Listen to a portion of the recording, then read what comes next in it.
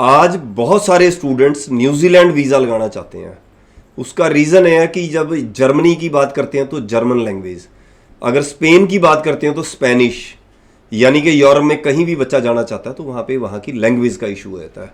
अगर बच्चा यूके के लिए बात करता है, यूके में बच्चे को लगता है कि शायद वहाँ पे काम नहीं है और फीस भी कम नहीं है वहाँ पे भी। अगर कनाडा की बात करते हैं तो कनाडा को लेके भी बहुत सारे स्टूडेंट आजकल नेगेटिव हो रहे हैं, जो इतनी सारी न्यूज़ आ रही हैं। ऑस्ट्रेलिया में हर एक बच्चे की एलिजिबिलिटी नहीं बनती है। एम्बेसी फीस बहुत ज़्यादा है ऑस्ट्रेलिया के अंदर हो चुकी है, पर बच्चे को लगता है कि मेरा पैसा ना नुकसान हो जाए, फीस वीज़ा से पहले जाती है। और अगर हम यूएस की बात करते हैं तो यूएस में इंटरव्यू में मेजोरिटी में बच्चे फेल हो जाते हैं, बहुत सारे बच्चे फेल हो जाते हैं। इस करके बहुत सारे स्टूडेंट न्यूजीलैंड जाना चाहते हैं और उसका एक मेन रीज़न है, यानी कि अगर न्यूजीलैंड की सिटीजनशिप हो जाती है फ्यूचर में तो वो ऑस्ट्रेलिया की भी सिटीजनशिप है। इस करके सबसे ज़्यादा बच्चे न्यूजीलैंड में जाने वाले बच्चों की क्वांटिटी बहुत ज़्यादा रहती है। सेकंड क्या है, वीज़ा सक्सेस रेट। अगर फैमिली की इनकम में दिक्कत है, फंड में दिक्कत है, स्टूडेंट का गैप है या कोई भी ऐसी दिक्कत है तो बच्चे का वीज़ा नहीं आएगा। और 70 से लेके 80% तक कंसल्टेंट जो है न्यूजीलैंड की एप्लीकेशन नहीं कर सकते। अगर आप सारी चीज़ें आपकी सेट होंगी, यानी कि इनकम भी सही होगी, और इनकम का मतलब है आईटीआर इनकम नहीं होती है, दोबारा फिर मैं बता रहा हूं, मेरी अलग अलग बहुत सारी वीडियोस हैं। आपकी ट्रांजैक्शंस अकाउंट के अंदर होनी चाहिए जो आप इनकम के बारे में बता रहे हो, और फंड जो है अगर उसके अंदर लोन का पार्ट बहुत बड़ा है और फैमिली की इनकम कम है तब भी वीज़ा में दिक्कत है न्यूजीलैंड के। यानी कि प्रॉपर अगर एप्लीकेशन तभी होगी जब गैप, फंड और इनकम को लेके सारी चीज़ें हमारी एक्यूरेट है, तभी वीज़ा आएगा न्यूजीलैंड का। इन डिमांड कोर्स कौन से इन डिमांड कोर्स हैं? बहुत सारे बच्चों के पास फंड कम होते हैं तो वो +2 के बाद डिप्लोमाज के अंदर एप्लीकेशन करते हैं, तो वो ग्रीन लिस्ट के अंदर प्रोग्राम लेने होते हैं। जितनी बैचलर डिग्री और मास्टर डिग्री में एप्लीकेशन लगती है, जितनी ज़्यादा मेहनत उसमें लगती है visa application, visa success rate में। जो डिप्लोमा प्रोग्राम्स हैं उसमें वीज़ा चांस थोड़े कम होते हैं। उसका रीज़न है एप्लीकेशन ज़्यादा लगी होती है, उसको ज़्यादा तरीके से बहुत ज़्यादा उसमें मेहनत करने की जरूरत है। पर अगर आप बैचलर डिग्री ले रहे हो या मास्टर डिग्री ले रहे हो तो ज़्यादा बेटर है अगर आपके फंड अच्छे हैं। डिमांड वाले कोर्स कौन से हैं?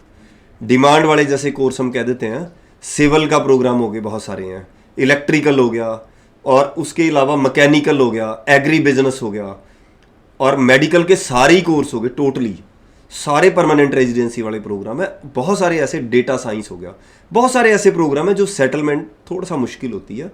उसमें बच्चे को जब यहाँ से उसका वीज़ा आ भी चुका है तो वहाँ यहाँ पे उसको मेहनत करनी है, बड़ी अलग अलग तरह के कोर्स करने हैं जब तक बच्चा नहीं ट्रैवल कर रहा। वहाँ जाके भी स्टडी के साथ साथ कोशिश करे कि बहुत सारे ऐसे कोर्स कुछ कर ले, शॉर्ट कोर्स, ताकि दूसरे बच्चों से एक स्टेप आगे रह सके।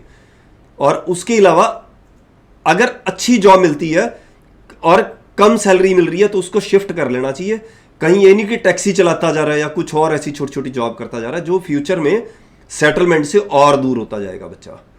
सही जॉब मिलेगी ताकि फ्यूचर में परमानेंट रेजिडेंसी कैसे होनी है, अगर आपका इन डिमांड कोर्स नहीं है तो इसके ऊपर शुरू से ही काम करने की जरूरत है। कई कंट्रीज के अंदर स्कॉलरशिप काफ़ी ज़्यादा मिलती है, न्यूजीलैंड में भी कई कई जगह स्कॉलरशिप निकल आती है। आपके प्रोफाइल के ऊपर डिपेंड करेगा स्कॉलरशिप होगी या नहीं होगी। कई बार क्या होता है, स्कॉलरशिप नहीं है पर हम फीस फिर भी अच्छी ढूंढ लेते हैं कोई पब्लिक यूनिवर्सिटी और कॉलेज के अंदर।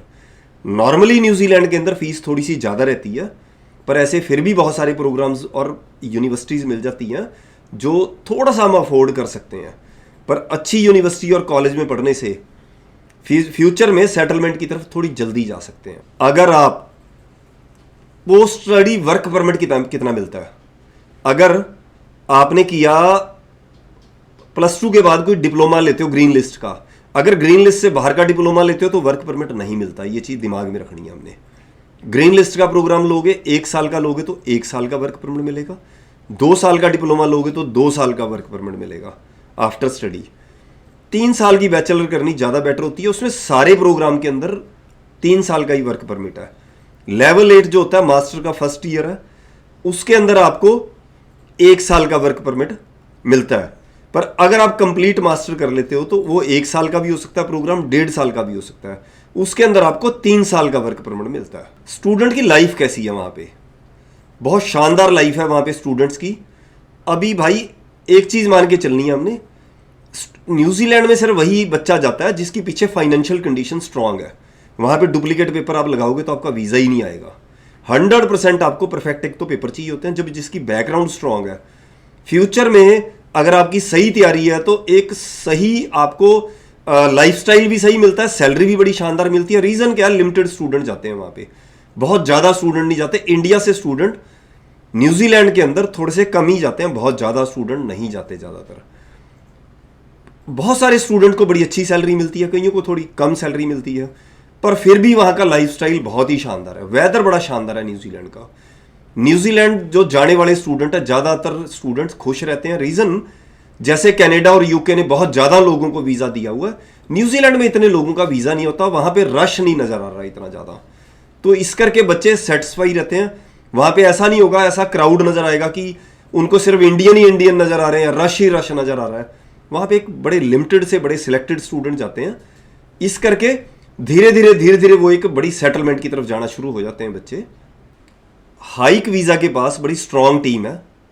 न्यूजीलैंड का वीज़ा अगर आप कोई भी स्टूडेंट अगर एप्लीकेशन अपनी कर रहा है तो ये मान के चलना भाई, हर एक की एलिजिबिलिटी नहीं बनती है न्यूजीलैंड की। जैसे ऑस्ट्रेलिया की हर एक की एलिजिबिलिटी नहीं बनती, न्यूजीलैंड की में भी हर एक बच्चे की एलिजिबिलिटी नहीं बनती। उसमें स्टूडेंट का रोल कम होता है, उसमें पेरेंट्स का रोल बहुत ज़्यादा होता है। उसी स्टूडेंट का वीज़ा आएगा जिसकी प्रॉपर फैमिली की इनकम सही है। फंड अगर थोड़े कम होंगे तो एप्लीकेशन को किया जा सकता है, पर अगर इनकम सही नहीं है तो वीज़ा बिल्कुल नहीं किया जा सकता। एप्लीकेशन वही स्टूडेंट करें जिसकी प्रॉपर एलिजिबिलिटी बनती है। हाइक वीज़ा के आज तक 99% किसी स्टूडेंट का इंटरव्यू भी नहीं आया। उसका रीज़न है, अगर एप्लीकेशन सही नहीं होगी तो हम एम्बेसी में उसको प्रेजेंट ही नहीं करेंगे एप्लीकेशन को। किसी बच्चे का रिफ्यूज़ केस कराने की बजाय उसकी एप्लीकेशन ना लगानी ज़्यादा बेटर होती है। आज बच्चा नहीं जा रहा, रुक के चला जाएगा, बच्चा दूसरे कंट्री में चला जाएगा, कम से कम उसका टाइम और पैसा वेस्ट नहीं होना चाहिए। नीचे लिखे नंबर पे कॉल भी कर सकते हैं, कमेंट भी कर सकते हैं, हाइक वीज़ा पे आके मिल सकते हैं। अगर वीडियो सही लगी आपको तो इसको चैनल को सब्सक्राइब करना, दोस्तों से शेयर जरूर करना। नमस्कार।